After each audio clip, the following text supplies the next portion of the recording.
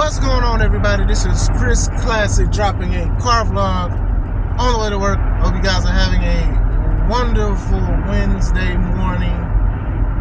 What we thought was going to take us out, we made it through. So thank God for today. If you have not heard it today, I truly love you. God loves you. He sent His Son Christ to die and love on us and show what true love is. A lot of us don't understand that, but if we read the word, we understand that we're going to go through good times, bad times, and sometimes be stagnant. So I do pray that we just continue to live righteous and love one another and pray for one another. Make sure you subscribe to this channel, the Take It Home Podcast, where I put a lot of wrestling content and my wrestling matches. Make sure you subscribe to me and my wife's professional wrestling company YouTube page, C3 Ultimate Wrestling. We got a show less than a month away, The Amazing World in Crown Point, Indiana. Tickets are $5 off on Eventbrite. Shout out to Arshawn for buying tickets. Has AEW fallen off? Has it lost its luster? Is the company dying? This is what we're going to talk about today. The news is, and you can look it up, is that they've been having low ticket sales, low ratings, and things like that. Especially after All Out, which I thought was the best AEW event this year. I thought that they did a wonderful job, and I thought that All Out should have been on their historic show. They should have did something like that, and I think it would have worked a little bit better. But a lot of people are seeing like low ticket sales in America, and it's an American wrestling company. They're seeing low ticket sales. They're saying the ratings are tanking. And a lot of people aren't looking at certain viewership, even on YouTube. So some people are like, oh, okay, well, people are like not interested, or it's dying and things like that. Now, I wouldn't per se say that it's dying and things like that, but I will say that a lot of people are losing infatuation. You know, you date somebody or whatever like that, sometimes you feel like they can do no wrong. You're so into them, you just love everything about them, you want to be around them and things like that. And then when you hang out with them long enough or be around them long enough, you start seeing things that you don't like, and sometimes that could be a deal breaker. That could end the relationship right there. Oh, this person does this person does that. Oh, I don't like this and stuff like that. I can't get past this. And I think that in year 4 of AEW, I think the viewership, I think that's what it is. Now, the thing is, with relationships, sometimes you could rekindle it, and sometimes people can come back because they made a mistake and things like that.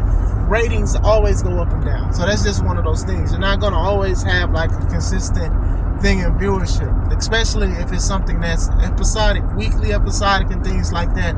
You're just not going to. Now, you do have some things where ratings will never go back to where it was and things like that. Some people will contribute it, and rightfully so, to social media, YouTube, your Facebooks, your streaming services, your DVR, and those are factors too. But when you actually have people that tough it out and watch it on cable, and then those numbers dwindle, that's kind of could be leading to a bad thing.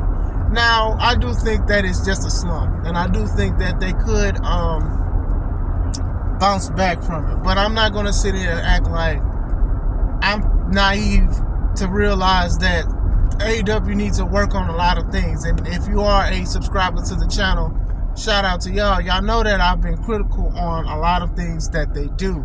And it's like, I think a lot of people are starting to realize that too, because, you know, from either Tony saying things, the falling out happened, CM Punk's presence. Like, see, this is the thing, right? A lot of people don't care, and some people do care about CM Punk, but Punk is, I'm trying to say it the right way. Nobody is bigger than the company. However, Punk is like a very popular wrestler, regardless if you're saying something negative or something positive to him. And I think that people need to realize that. I mean, you legit had people, when he left WWE years ago, people stopped watching because he left. Like, that's legit. You know, that's a big thing. You know, a lot of people stopped watching it because Stone Cold left, or The Rock left, or they got old, or whatever like that. A lot of people stopped watching for certain things. And CM Punk was legit one of these guys that a lot of people was into and invested in at the time. And then when he left, a lot of people started looking at independents and things like that and other wrestling shows. So that That's something to think about. Like that is something truly to think about in this situation. So could it have some residue to AEW and everything they do? Who knows? But I don't think it's that big of a thing because he was like only one of them. I think they only have a few megastars, and that goes into another point: is that AEW has not created megastars. Megastar is somebody that people will watch the show, even if the show is really, really bad, right? People will still watch the show to the point you can look at ratings on each segment and things like that. MJF is a very good wrestler to me. I love his old school thing. I'm not that interested in him and Adam Cole. I'm just not. I'm sorry. Like, I look at it from time to time, but it's not something that I really want to look at. Jade Cargill, she was a megastar and on the verge of being one, but they dropped the ball on that. I think she'll be a bigger star in WWE. I think she's going to WWE. I think she's taking it more serious because I think the AEW let her, and not just her, not blaming her and other wrestlers get away with not doing psychology right and not doing certain things right. Now, I'm not sitting here saying WWE is perfect because I'm critical on a lot of their things, storylines and things that they just consistently drop. But I'm just saying, Punk is gone. Bryan Danielson, he's a megastar to me. But unfortunately, it was injuries, and then it was just like some fallback things. But I've always thought that it should have been Bryan over Punk anyway. But it is what it is. I think they failed to make megastars because y'all keep doing title eliminators in tournaments that are very predictable. And you cannot do that and then expect people to be like, okay, well, this title winner is a star. Now, you do have people that are coming up organically, and that I love, and it's working. Ricky Starks and Willow Nightingale. And even what Swerve is doing. I like what Swerve is doing with Hangman Adam Page. Hopefully Swerve wins it. Hangman does not need it at all. But going back into it, lack of megastars, man.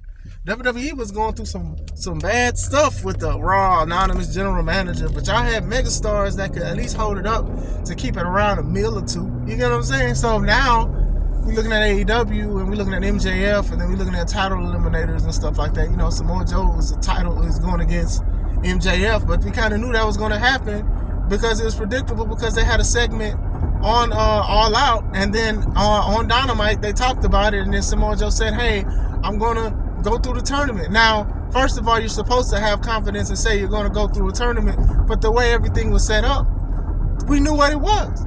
Title eliminators, a lot of women matches with title eliminators and stuff like that. It's like, oh God, like you had the same women, Sky Blue, Ruby Soho, the Bunny. You have these same women, Toni Storm, they be in the same tournaments or the same fatal four ways over and over. And sometimes people get sick of that. It's the truth. It's the truth. The women's matches have been very critical, and it's not even an attack on the women. I just think it's just the truth needs to come out on this. You know, a lot of women are showing that they need practice or they need to take a break, and that's fine. I'm not going to sit there and say that they should quit. I just think they need to work on some things. And you keep featuring these same women as if they're going to change by putting them on TV every week. They need a break. They may be burnt out. They may be tired. They may be going through something. Or maybe they just need a break. Thing is, a lot of people were expecting a lot of things from AEW, and you do have some people who are true fans of AEW, diehard fans, and that's fine. You know, they can do no wrong. And some people will be like, hey, y'all do a lot of stuff, but I'm still rock with y'all. And that's fine too. But at the same time, I do think it's just that the infatuation phase is over. Now, they do have things that they can do to bring people back. I know a lot of people, speculation is that Edge may go to AEW. I don't think it's true. But, you know, that's something with ratings. But the thing is, you have to also be consistent and things like that. And you also have to be careful because you don't want it to be like TNA Impact was. Impact started being good.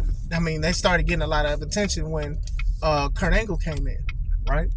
So when Kurt Angle came in, it was big attention because he was a former WWE wrestler, former champion, one of the best wrestlers in the world, and they did good. But then when he came in, a lot of other wrestlers, I'm not even just saying Kurt Angle, because before that it was other wrestlers too, but Kurt was like a legit, still good wrestler in shape and things like that outside of Kurt Angle stuff. But he was doing good. He was doing phenomenal and things like that, and he did numbers for Impact. Then the Impact started bringing in all these other former WWE superstars, former wrestlers, and things like that. It just started getting like frustrating, and to me, it was like y'all diluted y'all product. Y'all pushed y'all originals to the back and to push these ex guys. Now, I don't AEW for the most part, they do a decent job of promoting what they have and things like that, but at the same time, when it comes to ratings, this is what people want. People want ratings and things like that. Sometimes it's not about a story, and sometimes it is about a story. And I think with AEW, sometimes they lack a story. I think, and I talked to my homie Joe, we talking about like this Eddie Kingston and Claudio Castagnoli thing. I didn't know what was going on because I wasn't privy to everything that they had going on. And then they should have been talked about it because I think a lot of people was like, well, what's going on with these people?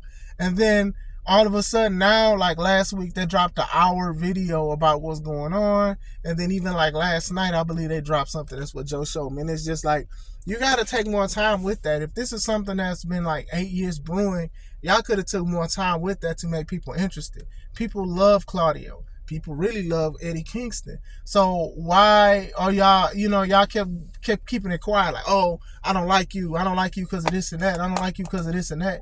Stuff they've been brewing on AEW's TV for like last year. And it's just like, if you don't care, sometimes the viewers, aka the customers, won't care. And you got to be more careful with that.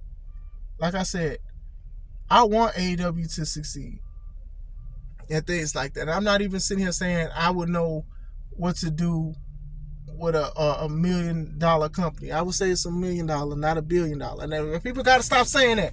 People are like, oh man, AEW is $1 billion company. Incorrect. AEW is ran by billionaires. There's a big difference. Yes, they have a big wallet and they can buy a lot of stuff. They can acquire some things and things like that. But you are a $1 billion company when you get $1 billion companies back, when it's a consistent thing, when your revenue is up there in the billions. Just I have $1,000, for example. Let's say if I have $1,000, that doesn't mean my company is $1,000 company. Now, if I put some money in there and then acquire $1,000 back and be a consistent thing, and then people can look at my rates, then we can talk about that. Yeah, Tony has more money than Vince and a lot of more money than a lot of people, especially being a billionaire. But that does not equate to his company being $1 billion. You can put $1 billion in a company and only get $5 back. That's not $1 billion company. It's a $5 company now. But I'm just going into that. So I do think that it is just an infatuation thing. I do think that they do need to do some more things, like give more wrestlers a chance, develop more characters and things like that. Y'all got YouTube pages, like do something different. They try to do some things or whatever like that. I just think that people just want to see something different or whatever like that. Like I said, I think that AEW handles things wrong when it comes to certain things. All Out was their biggest event. All In in London was their biggest event. The biggest thing that we talked about was Jack Perry and CM Punk fighting. And then All Out was pretty good too. And then we talked about CM Punk being fired like a few days before. Instead of just focusing on the product, you decided to be transparent to everybody, which you didn't have to. You don't need to talk to people about who you fire and stuff. You can do the statement. The statement was fine, but then when you're on press conferences and you're talking about it, when you should be talking about one of your successful shows, that is the problem. It's more things, but like I said, I don't think it's just something that like is slowly dying. I hope that it's not. I can't predict the future or whatever like that. I just think that people are just wanting to see something new, seeing something fresh. It happened with WWE, it happened with AEW, but it's levels to this. You know what I'm saying? It's definitely levels to it. But what do you guys think? Do you guys think they're going to recover? Do you guys think it's just temporary? Which I think. What do you guys think? Let me know. This is Chris Classic. Let's take it home.